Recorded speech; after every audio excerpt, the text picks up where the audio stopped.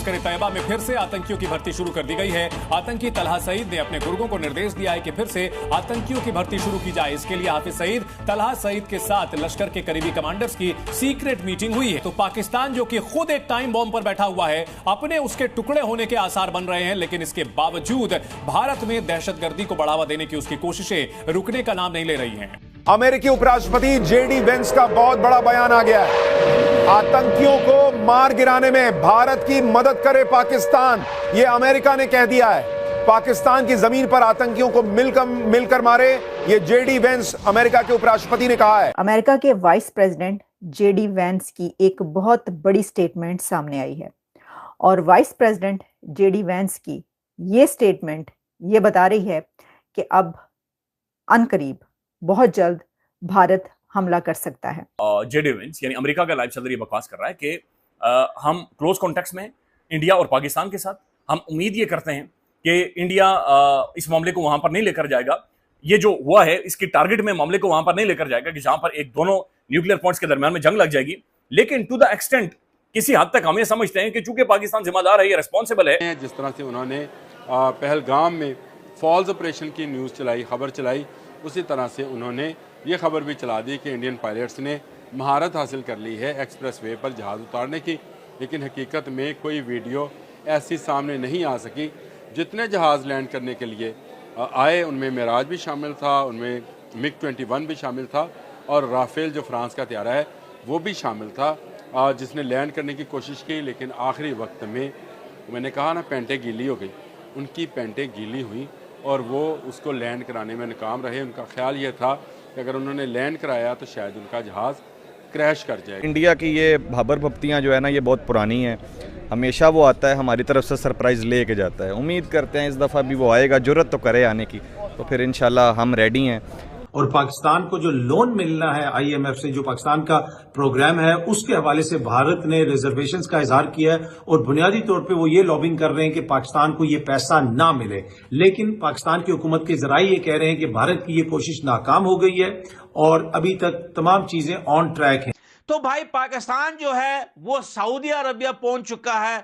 इस बार आपको लग रहा होगा कि भीख मांगने नहीं, इस बार पैसों की भीख मांगने नहीं, बल्कि अपनी जान के रहम की भीख मांगने पहुंच चुके हैं। जय हिंद दोस्तों, मैं विजय और आप देख रहे हैं रिएक्शन। तो दोस्तों, जेडी वैन जो कि अमेरिका के उपराष्ट्रपति है और जो पहलगाम हमले के वक्त भारत में अपने फैमिली के साथ मौजूद थे, उन्होंने एक टीवी शो में पाकिस्तान को एक अच्छी खासी नसीहत दी है कि भाई पाकिस्तान और भारत एक न्यूक्लियर पावर देश है और ये जो दोनों में टेंशन बनी हुई है ये कहीं बड़ी वार में तब्दील ना हो जाए। इससे अच्छा है पाकिस्तान को भारत का साथ देना चाहिए आतंकियों को ठोकने के लिए जो आतंकी पाकिस्तान में मौजूद है। यानी उन्होंने एक तरह से ये ग्रीन सिग्नल दे दिया है कि भारत को अटैक करेगा ही, मगर ये जो आतंकी है वो पाकिस्तान में ही बैठे हुए हैं। जिसके बाद पाकिस्तानी मीडिया काफी बौखलाया हुआ है और आपको पता ही है कि पाकिस्तानी मीडिया इस वक्त किस तरह का चूरन अपनी आवाम को बांट रहा है। इसमें जैसे कि अभी जो गंगा एक्सप्रेस वे पे वायुसेना का अभ्यास हुआ है उसको लेके भी इन्होंने बकवास करना शुरू कर दिया है और भी कई सारी बातें पाकिस्तानी मीडिया पे हो रही है जो कि आज की वीडियो में हम देखेंगे।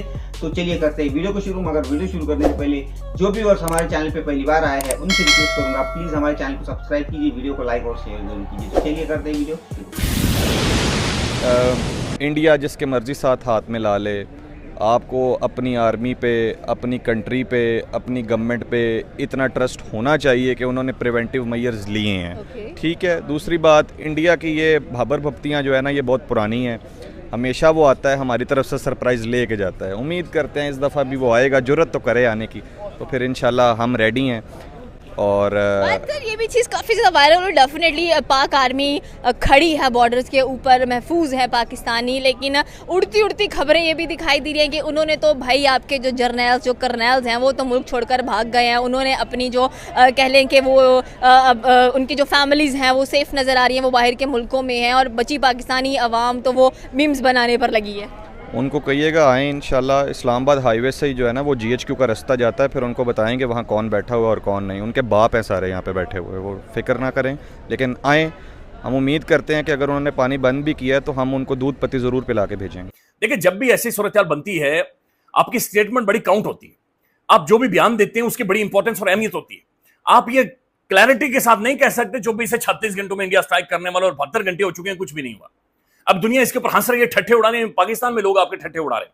आप एक एम्बिगुअस बातचीत कर सकते थे, आप कोई मुबहम किस्म की गुफ्तगू, वेग गुफ्तगू कर सकते थे, जैसे कि मुसद्दिका इतला था कि 24 से 36 घंटों में फलानी जगह पर कुछ ना कुछ यानी बड़ा होने वाला है या कोई बड़ी खबर आ सकती है या खुदा न खास्ता हालात खराब हो सकते हैं, लेकिन आपने मुसद्दिका इतला था कि इंडिया स्ट्राइक करने वाला है।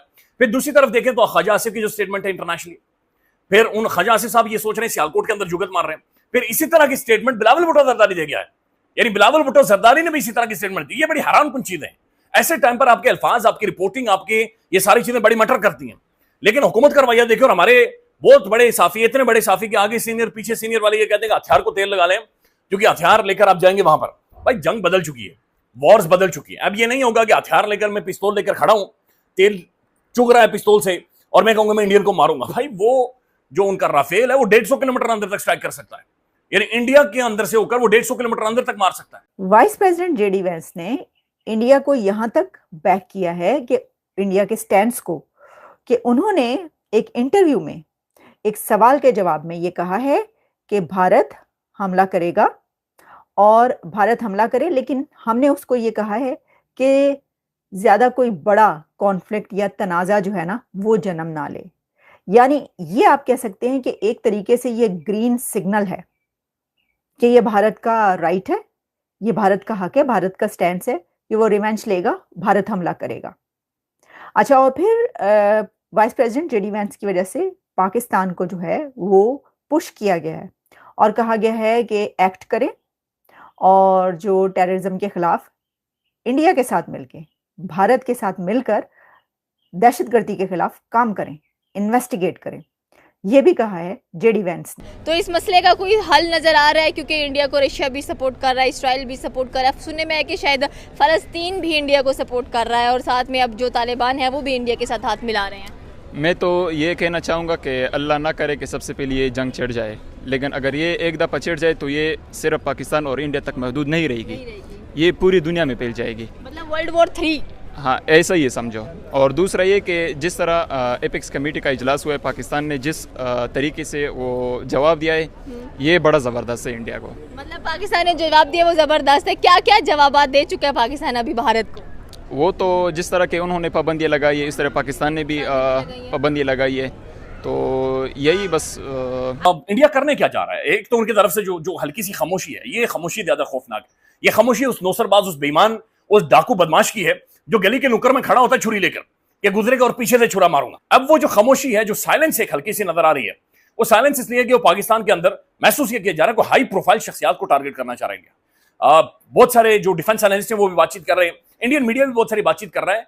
वो किसी जगह को या किसी इलाके को टारगेट नहीं करना चाह रहे, बल्कि किसी हाई प्रोफाइल पर्सनैलिटी को, शख्सियत को टारगेट करना चाह रहे हैं।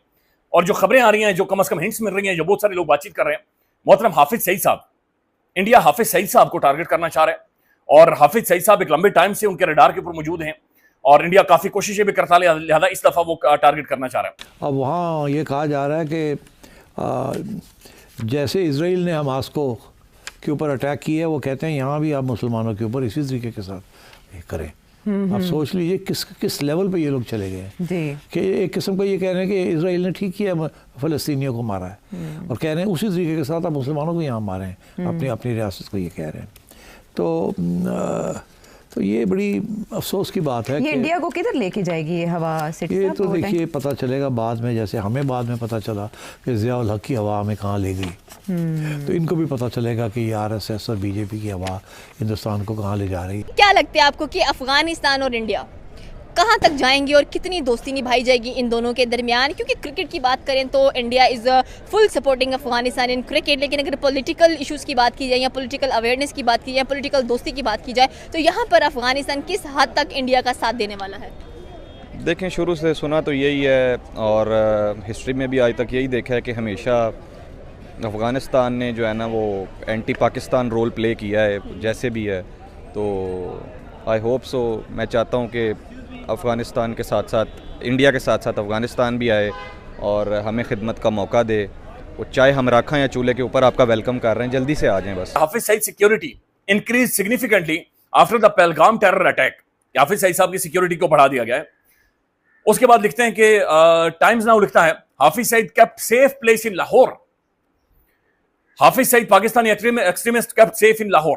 तो ये बार बार बातचीत करना कि हाफिज सईद साहब को लाहौर में या फिर मुरीदके में यहां पर रखा गया है और यहां पर टारगेट हो सकता है, ये पॉसिबिलिटीज हैं। फिर ना सिर्फ हाफिज सईद साहब बल्कि पाकिस्तान के अंदर भी जो बाकी बहुत प्रोमिनेंट पर्सनालिटीज हैं वो भी इंडिया के टारगेट पर हैं, इंडिया के निशाने पर हैं। एक ये पॉसिबिलिटी भी मौजूद है कि इंडिया शायद कनाडा वाली सूरत करना चाह रहा है। कनाडा के अंदर जिस तरीके से घुसकर इन्होंने सिख को मारा था इंडियन इंटेलिजेंस ने, और इससे पहले ये अमेरिका के अंदर भी इसी तरह की कार्रवाई कर चुका है, पाकिस्तान के अंदर भी कर चुका है। तो दोस्तों ये थी आज की वीडियो। अभी आपने देखा किस तरह ये जो पाकिस्तानी मीडिया है अपने आवाम को चूरन खिलाने का काम कर रहा है। और ये जो जेडी वैंस ने कहा है दोस्तों, हालांकि कल ही यही लोग चिल्ला रहे थे, इनकी मीडिया चिल्ला रही थी कि सारी दुनिया ने भारत से हाथ खींच लिया है, मगर अब ये जो है इसकी इस बयान के बाद में अब उन्हीं को ये बेवकूफ कह रहे हैं। मगर खैर दोस्तों, हंसी तो उस बात की आ रही है जो कि एक वो जो जाहिल एंकर जो बातें कर रहा था कि गंगा एक्सप्रेसवे के ऊपर भारत का कोई प्लेन जो है वो लैंड नहीं कर पा रहा था क्योंकि इनके पायलट्स की फटी हुई थी, इनकी पैंटें गीली हुई थी, और कोई वीडियोस भी सामने नहीं आई, ना ही भारत के मीडिया ने दिखाई,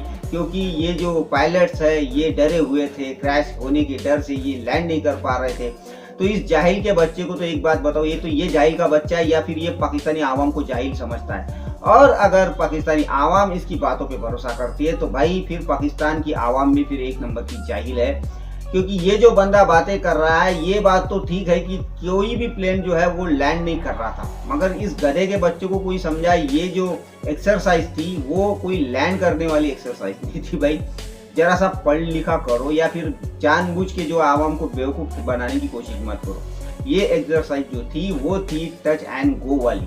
मेरे ख्याल से पाकिस्तानियों को इस एक्सरसाइज के बारे में पता नहीं होगा, तभी तो ये जाहिल इस तरह की बातें कर रहा है। भाई इसमें प्लेन आता है ऊपर से और स्ट्रिप को टच करके ऊपर चला जाता है।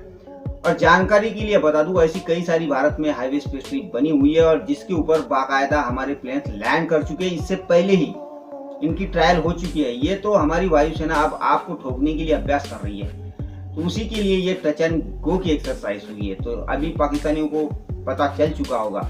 और दोस्तों आपको एक और बात बताऊं, कुछ दिनों पहले इसी जाहिल ने एक बात की थी, जब भारत ने इंडस वाटर ट्रीटी कैंसिल की थी तो ये जाहिल कह रहा था कि भारत का जो इंटरनेट है वो हम बंद करेंगे क्योंकि भारत का जो फाइबर ऑप्टिक है वो हमारे हाथ से गया हुआ है, हम उसको काट देंगे। तो ये गधे का बच्चा, इसको पता ही नहीं कि भारत का फाइबर ऑप्टिक गया कहाँ से, ये बात कर रहा है कि पाकिस्तान के दूसरे से भाई काटो, जाओ काटो। तो ये इस तरह अपने आवाम को चूरन खिलाने का काम कर रहे हैं। मगर अभी इनकी फटी पड़ी हुई है, इतनी फटी पड़ी हुई है दोस्तों कि इन्होंने अपने पीओके में जितने लोग हैं 2 महीने का राशन भरने के लिए कह दिया है। जो पटाखे हैं उनको फोड़ने के लिए मनाही की गई है। हजारों मदरसे इन लोगों ने बंद किए। तो ये क्या बोलेंगे, ये सिर्फ बातें कर सकते हैं, टोक सकते हैं। तो खैर ये थी आज की वीडियो, आशा करता हूँ आप सभी को अच्छी लगी होगी। तो चलिए चलते हैं, मिलते हैं अगली वीडियो में, तब तक के लिए जय हिंद।